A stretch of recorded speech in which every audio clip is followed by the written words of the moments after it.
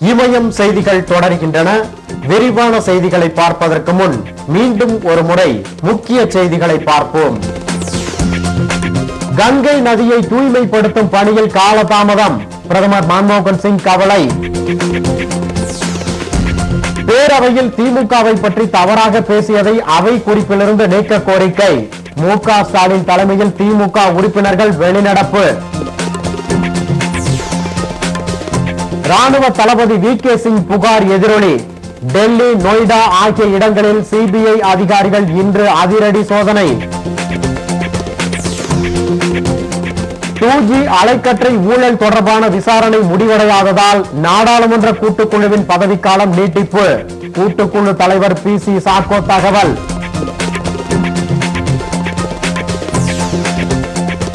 உணவு பாதுகாப்பு மற்றும் தர நிர்ணய சட்டத்தை மத்திய அரசு திரும்ப பெற வேண்டும், வணிகர் சங்க பேரமைப்பின் தலைவர் விக்ரமராஜா வலியுறுத்தல்.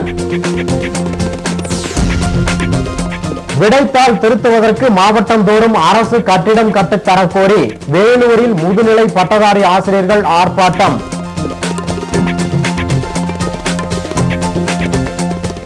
உள்நாட்டு வணிகர்களை பாதிக்கும் மத்திய அரசின் சட்டத்தை திரும்ப பெற வேண்டும் என்று தமிழ்நாடு வணிகர் சங்க பேரமைப்பு கேட்டுக் கொண்டுள்ளது. தமிழ்நாடு வணிகர் சங்கங்களின் பேரமைப்பின் ஆலோசனை கூட்டம் மாநில தலைவர் விக்ரமராஜா தலைமையில் நாமக்கல்லில் நடைபெற்றது. இந்த கூட்டத்தில் இந்திய வணிகத்தை பாதுகாத்திடும் வகையில் வரும் மே மாதம் 5ஆம் தேதி திண்டுக்கல்லில் 29வது வணிகர் சங்க மாநாடு நடத்துவது குறித்து ஆலோசனை நடத்தப்பட்டது. நாமக்கல்லிலிருந்து இம்மாநாட்டில் கலந்து கொள்ள 100 வாகனங்களில் வணிகர்கள் செல்வது என்றும், மாநாடு நடக்கும் அன்று அனைத்து வணிக நிறுவனங்களுக்கும் விடுமுறை அளிப்பது என்றும் தீர்மானிக்கப்பட்டது. தொடர்ந்து உணவு தொழில் புரிவோரை கடுமையாக பாதிக்கும் வகையில் மத்திய அரசு அறிவித்துள்ள உணவு பாதுகாப்பு மற்றும் தர நிர்ணய சட்டத்தை மத்திய அரசு திரும்ப பெற வேண்டும் என்பன உள்ளிட்ட பல்வேறு தீர்மானங்கள் நிறைவேற்றப்பட்டது. இந்த கூட்டத்தில் நாமக்கல் மாவட்டம் முழுவதிலும் இருந்து ஏராளமான வணிகர் சங்க நிர்வாகிகள் மற்றும் வணிகர்கள் கலந்து கொண்டனர். ஒட்டுமொத்த இந்திய வணிகத்தை முடக்கக்கூடிய சட்டமான உணவு பாதுகாப்பு மற்றும் தரநிலை சட்டத்தை எந்த நிபந்தனையும் இன்றி வாபஸ் பெற வேண்டும். அதேபோன்று சரக்கு மற்றும் சேவை வரி சட்டத்தை அமுல்படுத்தக்கூடாது என்று கோஷத்தோடு இந்த மாநாடு நடைபெற இருக்கிறது. இந்த மாநாட்டிலே வேண்டும். சரக்கு மற்றும் உணவு பாதுகாப்பு மற்றும் மாவட்டம் தோறும் விடைத்தாள் திருத்துவதற்காக அரசு ஒரு கட்டிடத்தை கட்டித்தர வேண்டும் என்பன உள்ளிட்ட பல்வேறு கோரிக்கைகளை வலியுறுத்தி முதுநிலை பட்டதாரி ஆசிரியர் கழகம் சார்பில் நடைபெற்ற ஆர்ப்பாட்டத்தில் ஏராளமானோர் கலந்து கொண்டனர். இது குறித்து அச்சங்கத்தின் மாநில தலைவர் சுப்பையா கூறுகையில், வேலூர் மாவட்டம் அருகே சத்துவாச்சாரியில் உள்ள ஹோலி கிராஸ் மேல்நிலைப் பள்ளியில் +2 விடைத்தாள் திருத்தப்பட்டு வருவதாகவும், இப்பள்ளியின் நுழைவு வாயிலில் தனது தலைமையில் ஆர்ப்பாட்டம் நடைபெற்று வருவதாகவும் தெரிவித்தார். விடைத்தாள் திருத்துவதற்காக மாவட்டம் தோறும் அரசு ஒரு கட்டிடத்தை கட்டித்தர வேண்டும் என்றும், தகுதியுள்ள முதுநிலை ஆசிரியர்களுக்கு கல்லூரி விரிவுரையாளர் பதவி வழங்க வேண்டும் என்பன உள்ளிட்ட பல்வேறு கோரிக்கைகளை வலியுறுத்தி இந்த ஆர்ப்பாட்டம் நடைபெற்றதாக தெரிவித்தார். தமிழ்நாடு முதுநிலை பட்டதாரி ஆசிரியர்கள் சார்பாக நடைபெறக்கூடிய அந்த வாயிற்கூட்டத்தின் மூலமாக தமிழக அரசை நாங்கள் கேட்டுக்கொள்வது, மேல்நிலை கல்விக்கென தனி இயக்குநராக உருவாக்கப்பட வேண்டும். 30 ஆண்டுகளுக்கு மேலாக பதவி உயர்வு வாய்ப்புகள் இல்லாமல் இருக்கக்கூடிய அரசாணை 720 ரத்து செய்து முதுநிலை ஆசிரியர்களுக்கு உரிய பதவி உயர்வுகள் வழங்கப்பட வேண்டும். விடைத்தாள் திருத்தும் மையங்களை அரசே ஒவ்வொரு மாவட்டங்களிலும் கட்டடங்கள் உருவாக்க வேண்டும். இதில் திரளான ஆசிரியர்கள் கலந்து கொண்டு கோரிக்கைகளை வலியுறுத்தி கோஷங்களை எழுப்பினார்கள். வேலூர் அருகே மேம்பாலம் அமைக்க கோரி வீட்டு வசதி குடியிருப்பு சங்கம் சார்பில் நடைபெற்ற உண்ணாவிரத போராட்டத்தில் ஏராளமானோர் கலந்து கொண்டனர். வேலூர் மாவட்டம் சத்துவாச்சாரியில் பொதுமக்களும் வீட்டு வசதி குடியிருப்போர் சங்கங்களும் இணைந்து ஆட்சியர் அலுவலகம் எதிரில் உண்ணாவிரத போராட்டத்தில் ஈடுபட்டனர். வீட்டு வசதி குடியிருப்போர் சங்க தலைவர் சண்முக சுந்தரம் தலைமையில் நடைபெற்ற இந்த உண்ணாவிரதத்தை மாமன்ற உறுப்பினர் சுதா துவக்கி வைத்தார். சென்னை பெங்களூர் தேசிய நெடுஞ்சாலையில் சத்துவாச்சாரி பகுதியில் இணைப்பு பாலம் இல்லாததால் அடிக்கடி விபத்துகள் ஏற்படுகிறது. மாவட்டத்தில் பல இடங்களில் சுரங்க பாதைகள் மற்றும் மேம்பாலங்கள் அமைக்கப்பட்டு வருகின்றன. இது குறித்து வீட்டு வசதி குடியிருப்போர் சங்க தலைவர் சண்முக சுந்தரம் செய்தியாளர்களிடம் கூறுகையில், சத்துவாச்சாரி பகுதியில் பாலம் அமைக்க வேண்டும் என்றும், மாநில அரசு இதில் தலையிட்டு இந்த பிரச்சனைக்கு சுமூக தீர்வு ஏற்படுத்த வேண்டும் என கோரி இந்த உண்ணாவிரத போராட்டம் நடைபெற்று வருவதாக தெரிவித்தார். இந்த விலைமதிப்பில்லா உயிர்களை காப்பாற்ற நீங்கள் கண்டிப்பாக தேசிய நெடுஞ்சாலையில் ஒரு சிறுபாலம் அமைத்தோ மேம்பாலம் அமைத்தோ தர வேண்டும் என்பது இப்பகுதி மக்களின் கோரிக்கையாகும். இதில் மாமன்ற உறுப்பினர் மேகலா உள்ளிட்ட பொதுமக்கள் ஏராளமானோர் கலந்து கொண்டனர். பெட்ரோலிய துறையால் பரிந்துரைக்கப்பட்ட கமிட்டியின் பரிந்துரையை அமல்படுத்த வலியுறுத்தி தமிழகத்தில் வரும் 22ஆம் தேதி நள்ளிரவு முதல் 23ஆம் தேதி நள்ளிரவு வரை அனைத்து பெட்ரோல் நிலையங்களிலும் விற்பனை நிறுத்தம் நடைபெறும் என்று தமிழ்நாடு பெட்ரோலிய வியாபாரிகள் சங்க துணைத் தலைவர் ஹைதர் அலி தெரிவித்துள்ளார். இது குறித்து செய்தியாளர்களிடம் பேசிய அவர் 2010ஆம் ஆண்டில் பெட்ரோலிய துறையால் அமைக்கப்பட்ட அபூர்வா சந்திரா குழுவின் பரிந்துரைகளை அமல்படுத்த வலியுறுத்தி தமிழகத்தில் உள்ள பெட்ரோல் விற்பனை நிலையங்களில் வரும் 22ஆம் தேதி நள்ளிரவு முதல் 23ஆம் தேதி நள்ளிரவு விற்பனை நிறுத்தம் நடைபெறும் என்று தெரிவித்தார். அதற்குள் மத்திய அரசு பரிந்துரையை அமல்படுத்தாத பட்சத்தில் 29ஆம் தேதி முதல் காலவரையற்ற விற்பனை நிறுத்தம் நடைபெறும் என்றும் குறிப்பிட்டார். இதுவும் அரசு எங்களுடைய கோரிக்கைகளை செவிசாய்க்காவிட்டால் நாங்கள் எதிர்வரும் 29/4/2012 முதல் காலவரையற்ற வேலை நிறுத்தத்திலே விற்பனை மற்றும் கொள்முதல் நிறுத்தத்திலே நாங்கள் ஈடுபடுவோம் என்பதை தெரிவித்துக் கொள்கின்றோம். இதேபோல் கடலூரில் செய்தியாளர்களிடம் பேசிய தமிழ்நாடு பெட்ரோலிய வியாபாரிகள் சங்க துணைத் தலைவர் முரளி அபூர்வா சந்திரா பரிந்துரையை அமல்படுத்த வலியுறுத்தி தமிழகம் முழுவதும் உள்ள 3100 பெட்ரோல் விற்பனை நிலையங்களிலும் பெட்ரோல் விற்பனை நிறுத்தப்படும் என்று தெரிவித்தார். இதனால் தமிழகத்தில் நாள் ஒன்றுக்கு 20 கோடி ரூபாய் இழப்பு ஏற்படும் என்றும் அவர் தெரிவித்தார். இந்த ஒரு நாள் எங்களுடைய போராட்டத்தை மத்திய அரசு செவி சாய்க்காவிட்டால் 29/4/2012 முதல் காலை வரையற்ற போராட்டத்தை நடத்துவதாக உள்ளோம். தூத்துக்குடி ஸ்பிக் நகர் வட்டார அனைத்து தொழில் வியாபாரிகள் சங்கம் சார்பாக மெழுகுவர்த்தி ஏந்தி நேற்றிரவு மனித சங்கிலி போராட்டம் நடைபெற்றது. இரவு நேரத்தில் மின்தடை ஏற்படுவதால் மாணவ மாணவிகளின் படிப்பு பெரிதும் பாதிக்கப்படுவதாகவும் எனவே மின்தடையை போக்க தடையில்லா மின்சாரம் வழங்க வேண்டும் என்று போராட்டத்தில் ஈடுபட்டவர்கள் கோரிக்கை விடுத்தனர். இந்த மெழுகுவர்த்தி போராட்டத்தில் 300க்கும் மேற்பட்ட வியாபாரிகள் கலந்து கொண்டு கோஷங்களை எழுப்பினர். இன்றைக்கு தமிழ்நாட்டில் நிலவுகின்ற மின் தட்டுப்பாட்டின் காரணமாக ஸ்பிக் நகர் வட்டார அனைத்து தொழில் வியாபாரியின் சார்பாக மெழுகுவர்த்தி ஏந்திய போராட்டம் நடத்தி கொண்டிருக்கிறோம்.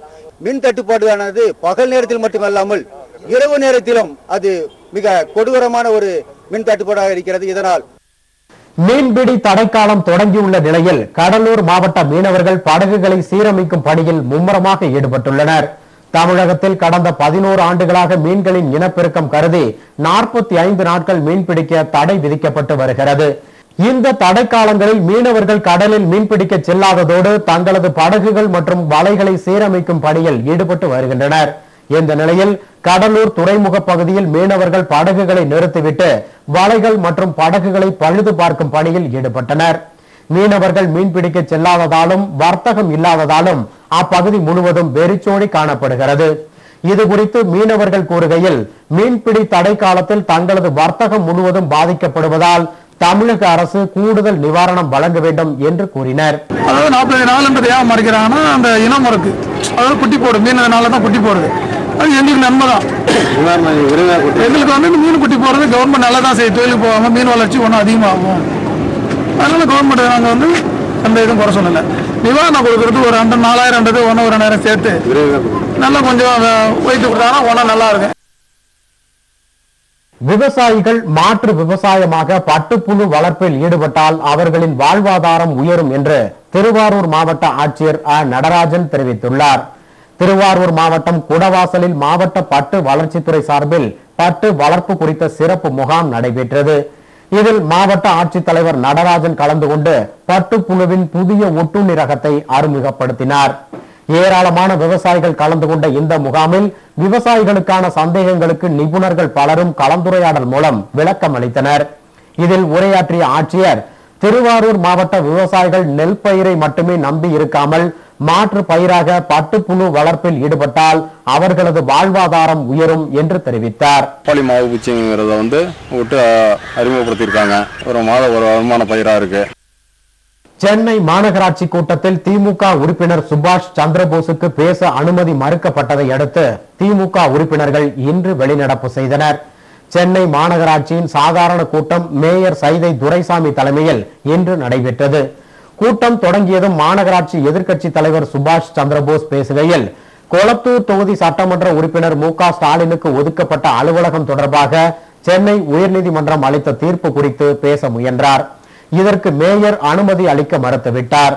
இதையடுத்து சுபாஷ் சந்திரபோஸ் தலைமையில் திமுக உறுப்பினர்கள் இன்று வெளிநடப்பு செய்தனர். தொடரும் செய்திகள்.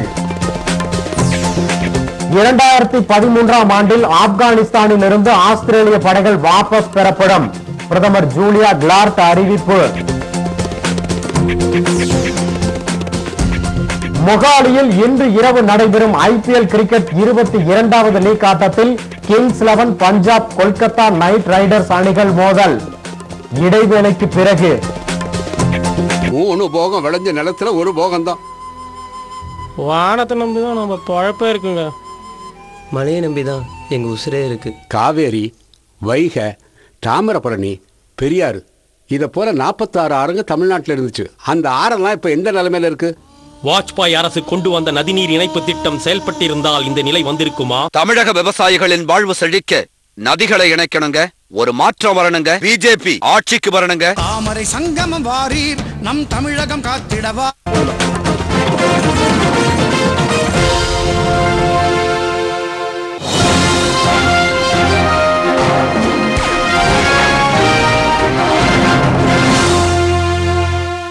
வரும் ஆண்டில் ஆப்கானிஸ்தானில் இருந்து ஆஸ்திரேலிய படைகள் வாபஸ் பெறப்படும் என்று அந்நாட்டு பிரதமர் ஜூலியா கிலார்ட் தெரிவித்துள்ளார். தாலிபான்கள் பிடியில் இருந்த ஆப்கானிஸ்தான் கடந்த 2001ஆம் ஆண்டு அமெரிக்க படையினரால் மீட்கப்பட்டு அங்கு நாட்டோ படைகள் முகாமிட்டு தாலிபான்களுக்கு எதிராக போரிட்டு வருகின்றனர். நாட்டோ படையில் அமெரிக்கா தவிர இங்கிலாந்து, ஆஸ்திரேலியா, பிரான்ஸ், ஜெர்மனி உள்ளிட்ட 50 நாட்டு ராணுவ வீரர்கள் இடம்பெற்றுள்ளனர். அவர்களில் பெரும்பாலான நாடுகளைச் சேர்ந்த வீரர்கள் வரும் 2014ஆம் ஆண்டுக்குள் வெளியேறுவதாக அறிவித்துள்ளனர். இந்நிலையில் தலைநகர் கான்பெராவில் நேற்று நடைபெற்ற கூட்டத்தில் கலந்து கொண்டு பேசிய பிரதமர் ஜூலியா கிலார்ட் ஆப்கானிஸ்தானில் முகாமிட்டுள்ள ஆஸ்திரேலிய ராணுவம் வரும் ஆண்டில் வாபஸ் பெறப்படும் என்று கூறினார். ஆப்கானிஸ்தான் வளர்ச்சிக்கு ஆஸ்திரேலியா சிறந்த பங்களிப்பை அளித்துள்ளதாக அவர் குறிப்பிட்டார். அமெரிக்க அதிபர் தேர்தலில் தோற்கடித்து வெள்ளை மாளிகையை விட்டு வெளியேற்றுவது உறுதி என்று பராக் ஒபாமாவுக்கு குடியரசுக் கட்சி சார்பில் அதிபர் தேர்தலில் வேட்பாளராக போட்டியிட தேர்வு செய்யப்பட்டுள்ள மிட் ரோம்னி தெரிவித்துள்ளார். இதுகுறித்து செய்தியாளர்களிடம் பேசிய அவர், அதிபர் ஒபாமாவுடைய கொள்கைகள் ஒட்டுமொத்த அமெரிக்காவுக்கும் பயன்படவில்லை என்றும் நாட்டு மக்களுக்கு எந்தவித நன்மையையும் உண்டாக்கவில்லை என்றும் புதிய வேலை வாய்ப்புகளை ஏற்படுத்தவில்லை என்றும் குற்றம் சாட்டினார். நாட்டின் வருமானத்தை பெருக்காததுடன் அரசாங்கத்தின் கடன் பல மடங்காக பெருகி இருக்கிறது என்றும் அமெரிக்காவை தவறான திசையில் வழிநடத்தி செல்வதாகவும் அவர் குறிப்பிட்டார். எனவே வரும் நவம்பர் மாதம் நடைபெறவுள்ள அதிபர் தேர்தலில் ஒபாமா தோற்பார் என்றும் தான் அதில் வெற்றி பெறுவேன் என்றும் அவர் உறுதியாக தெரிவித்தார்.